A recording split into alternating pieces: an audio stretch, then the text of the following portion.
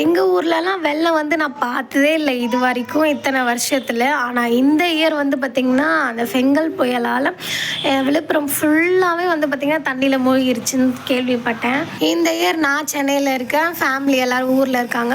ஊரில் தான் நிறைய தண்ணி வந்திருக்கு. சென்னையில் தண்ணியே கிடையாது, மழை கிடையாது. முக்கியமாக எங்கள் ஊரில் மழை வந்து நான் இந்த வெள்ளம் வந்து நான் பார்த்ததே இல்லை. விழுப்புரம்லாம் வந்திருக்கு, ஆனால் உள்ள கிராமம்ல எங்கள் ஊர் கிராமத்திலலாம் அந்த மாதிரி ஆகி நான் பார்த்ததே இல்லை. இந்த டைம் வந்து பார்த்திங்கன்னா யாருக்கு ஃபோன் பண்ணாலும் ஃபோனே போல் ஸ்விட்ச் ஆஃப்னு வந்தது. கேட்டால் 3 நாளாக கரண்ட் இல்லை, வெள்ளம் அப்படின்னு தான் சொல்கிறாங்க. அச்சோ, எல்லோரும் சேஃபாக இருங்க. சென்னையை விட விழுப்புரம் தான் அதிகமாக பாதிச்சிருக்குன்னு நினைக்கிறேன், விழுப்புரம் திருவண்ணாமலை சைட்லாம். இந்த வீடியோ வந்து பார்த்திங்கன்னா சென்னையில் புயல் நடந்துச்சுல்ல, அன்னைக்கு எடுத்த விலாக் இது.